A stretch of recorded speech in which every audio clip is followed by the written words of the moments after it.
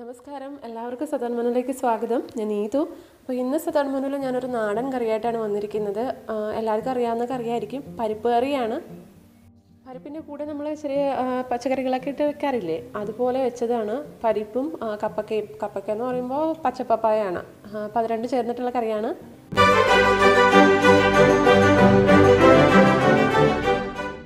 Menu ആദ്യമായിട്ട് കാണുന്നവരോട് channel ഇഷ്ടപ്പെട്ടാൽ subscribe ചെയ്യാൻ മറക്കരുത് കേട്ടോ. കൂടെയുള്ള ബെല്ലൈക്കൻ ക്ലിക്ക് ചെയ്താൽ ഞാനിനി വീഡിയോസൊക്കെ അപ്ലോഡ് ചെയ്യുന്ന സമയത്ത് നിങ്ങൾക്ക് കറക്റ്റായിട്ട് നോട്ടിഫിക്കേഷൻസൊക്കെ കിട്ടും.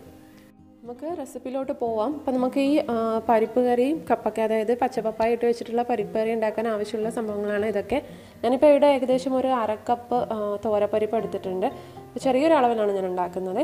അപ്പോൾ ഒരു അരക്കപ്പ് തോരപ്പരിപ്പ് ഞാൻ കഴുകി വെച്ചിട്ടുണ്ട്. കുതിർത്ത് വെച്ചിട്ടില്ല, അതിന് വേവ് കുറവാണ്. പിന്നെ വേണ്ടത് തേങ്ങയാണ്. നമുക്ക് അരപ്പിന് വേണ്ടിയിട്ടുള്ള തേങ്ങ വേണം. പിന്നെ പച്ചപ്പപ്പായ, അത് ഞാൻ അത്യാവശ്യം ഒരു മീഡിയം സൈസുള്ള പപ്പായയുടെ പകുതി മാത്രമേ ഞാൻ എടുത്തിട്ടുള്ളൂ. അപ്പോൾ കുറച്ച് ഏകദേശം ഒരു 3-4 പിടി ഇട്ടാൽ മതിയാവും ഈ ഒരു അളവിന്. പിന്നെ തേങ്ങ ഞാൻ പറഞ്ഞ പോലെ ഏകദേശം ഒരു അരക്കപ്പ് തേങ്ങ ഉണ്ടാവും. അരക്കപ്പ് തേങ്ങ നമ്മൾ അരയ്ക്കാൻ വേണ്ടിയിട്ടാണ്. അരപ്പിനുള്ള ബാക്കിയുള്ള ഇൻഗ്രീഡിയൻസ് ഞാൻ പറഞ്ഞു തരാം ചെയ്യുന്ന സമയത്ത്. അപ്പോൾ ഇത്രയാണ് മെയിനായിട്ടുള്ള ഇൻഗ്രീഡിയൻറ്റ്.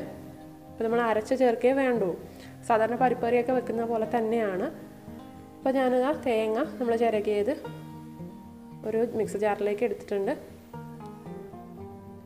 പിന്നെ വേണ്ടത് ഇതിനകത്തേക്ക് ജീരകമാണ്. അപ്പോൾ ജീരകം ഏകദേശം ഒരു 1/2 ടീസ്പൂൺ ജീരകം ആഡ് ചെയ്ത് കൊടുക്കുക. പിന്നെ വേണ്ടത് മഞ്ഞൾപ്പൊടിയാണ്.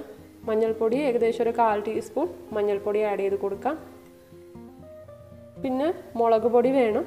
മുളക് പൊടി എരിവിന് മതിയാവും, കളറ് വേണ്ട. അതായത് കശ്മീരി മുളക് പൊടി എടുക്കുന്നതിനേക്കാളും നല്ലത് നമ്മുടെ എരിവുള്ള മുളക് പൊടി എടുക്കുന്നതാണ്. അപ്പോൾ അത് നിങ്ങളുടെ എരിവിനനുസരിച്ചിട്ട് അഡ്ജസ്റ്റ് ചെയ്ത് കൊടുക്കാം. അപ്പോൾ ഞാനിവിടെ ഒരു ചെറിയ അളവിൽ മാത്രമേ ചേർക്കുന്നുള്ളൂ. ഏകദേശം ഒരു 1/2 ടീസ്പൂൺ വരെ ആഡ് ചെയ്ത് കൊടുക്കാവുന്നതാണ്. അപ്പോൾ പച്ചമുളക് ഞാൻ ചേർക്കുന്നില്ല, മുളക് പൊടിയാണ് ചേർക്കുന്നത്. മുളക് പൊടിയും കൂടെ ആഡ് ചെയ്ത് കൊടുക്കാം. പിന്നെ ഈ പപ്പായ ഉണ്ടല്ലോ, പപ്പായക്ക് പകരം നമുക്ക് വെള്ളരിക്കയൊക്കെ യൂസ് ചെയ്യാം കേട്ടോ. വെള്ളരിക്ക ഇട്ടിട്ട് വെക്കാറുണ്ട്, അതേപോലെ തന്നെ കുമ്പളങ്ങയൊക്കെ ഇട്ട് വെക്കാറുണ്ട്. അപ്പോൾ നിങ്ങൾക്ക് ഈ പച്ചപ്പപ്പായ കിട്ടുന്നില്ല എന്നുണ്ടെങ്കിൽ അതുകൂടെ ആഡ് ചെയ്തിട്ട് നിങ്ങൾക്ക് വെക്കാവുന്നതാണ്. ഇതേപോലെ തന്നെ വെക്കാവുന്നതാണ്. അപ്പോൾ അതിനകത്തേക്ക് കുറച്ച് വെള്ളം ഒഴിച്ചിട്ടുണ്ട്. അപ്പോൾ ഇത് നമുക്കൊന്ന് അധികം ഒന്നും അരഞ്ഞൊന്നും കിട്ടണ്ട, ഒതുക്കി എടുക്കണം. അപ്പോൾ ഒതുക്കുന്നതിനേക്കാളും കുറച്ചുകൂടി ഒന്ന് അരഞ്ഞ് കിട്ടണം. അപ്പോൾ ഒരുപാട് പേസ്റ്റ് പോലെ ഒന്നും അരക്കേണ്ട ആവശ്യമില്ല. അപ്പോൾ ഞാൻ നമ്മുടെ കപ്പക്കായൊക്കെ തൊലിയൊക്കെ കളഞ്ഞ് കുരുവൊക്കെ കളഞ്ഞിട്ട് നന്നായിട്ട് കഴുകി എടുത്തിട്ടുള്ളതാണ്. ഈ ഒരു വലുപ്പത്തിൽ കട്ട് ചെയ്തെടുക്കാം കേട്ടോ. ഒരുപാട് വലുപ്പത്തിൽ ചെയ്യേണ്ട, ഇതുപോലെ ചെറിയ കഷ്ണങ്ങളാക്കുക. അപ്പോൾ നമുക്കിത് ഉണ്ടാക്കാൻ തുടങ്ങാം. അപ്പം നമ്മൾ കുക്കർ എടുക്കുക. കുക്കറിലാണ് ചെയ്യുന്നത്. കുക്കറിലേക്ക് നമ്മൾ പരിപ്പിട്ട് കൊടുക്കുക.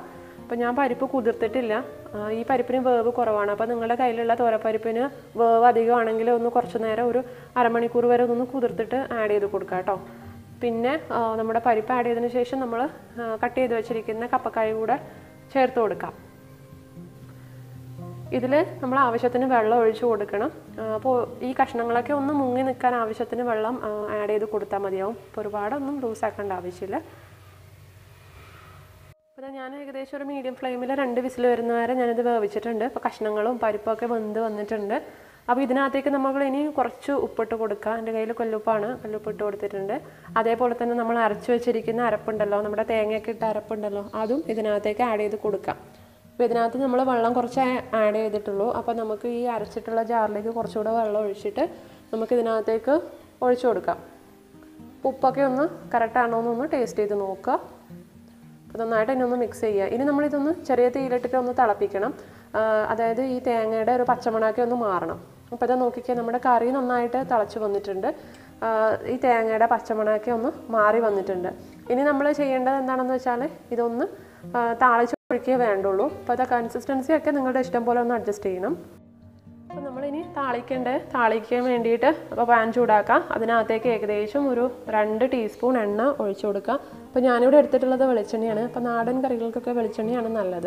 അപ്പോൾ ഇതിനകത്തേക്ക് ഏകദേശം ഒരു 1/4 മുതൽ 1/2 ടീസ്പൂൺ വരെ കടുക് ഇട്ടിട്ട് നന്നായിട്ടൊന്ന് പൊട്ടിക്കാം. കടുക് പൊട്ടി വരുന്ന സമയത്ത് നമുക്കിത് ഇത്ര പോലെ ഒരു 1/2 പിടി സവോള അരിഞ്ഞതാണിത്. അപ്പോൾ നിങ്ങളുടെ കയ്യിൽ ചെറിയുള്ളി ഉണ്ടെങ്കിൽ ചെറിയുള്ളി അരിഞ്ഞിട്ട് ആഡ് ചെയ്ത് കൊടുക്കാം കേട്ടോ. അപ്പോൾ സവോള ഇതുപോലെ ഞാൻ ചെറുതായിട്ട് അരിഞ്ഞിട്ട് ആഡ് ചെയ്ത് കൊടുത്തിട്ടുണ്ട്. അപ്പോൾ നല്ലൊരു ടേസ്റ്റാണ് സവോള ഇട്ട് താളിക്കുന്ന സമയത്ത്. അപ്പോൾ ഇതിനകത്തേക്ക് കുറച്ച് കറിവേപ്പില കൂടി ഇട്ട് കൊടുക്കുക. അപ്പോൾ ഇത് സവോളയൊക്കെ നന്നായിട്ടൊന്ന് ഫ്രൈ ആയിട്ട് വരണം. ബ്രൗൺ കളർ ആവണം. അതുവരെ നമുക്കൊന്ന് ഫ്രൈ ചെയ്തെടുക്കാം. എന്നിട്ട് ഈ താളിച്ചത് നമ്മുടെ പരിപ്പ് കറിയിലേക്ക് ഒഴിച്ചു കൊടുക്കാം. അപ്പോൾ നമ്മുടെ ടേസ്റ്റി ആയിട്ടുള്ള നാടൻ പരിപ്പും കപ്പക്കായും കറി റെഡി ആയിട്ടുണ്ട്. അപ്പോൾ നിങ്ങളുടെ കയ്യിൽ പച്ചപ്പപ്പായ ഇല്ലയെന്നുണ്ടെങ്കിൽ കുമ്പളങ്ങ ചേർക്കാം, വെള്ളരിക്ക എടുക്കാം. അപ്പോൾ അതുപോലെയൊക്കെ കഷ്ണങ്ങൾ ഇട്ടിട്ട് വെക്കാവുന്നതാണ്. അപ്പോൾ നല്ല ടേസ്റ്റാണ്. വെള്ളരിക്ക കൂടി എടുക്കാം. അപ്പോൾ എല്ലാവരും ഒന്ന് ട്രൈ ചെയ്ത് നോക്കണം കേട്ടോ. അറിയാവുന്ന കറിയായിരിക്കും, അറിയാത്തവർ ട്രൈ ചെയ്ത് നോക്കാം. അപ്പോൾ എല്ലാവരും ഒന്ന് ട്രൈ ചെയ്ത് നോക്കിയിട്ട് അഭിപ്രായങ്ങളൊക്കെ പറയണം. ഇഷ്ടപ്പെട്ടാൽ ലൈക്ക് ചെയ്യണം. അതേപോലെ തന്നെ കൂട്ടുകാർക്കൊക്കെ ഒന്ന് ഷെയർ ചെയ്യാം കേട്ടോ.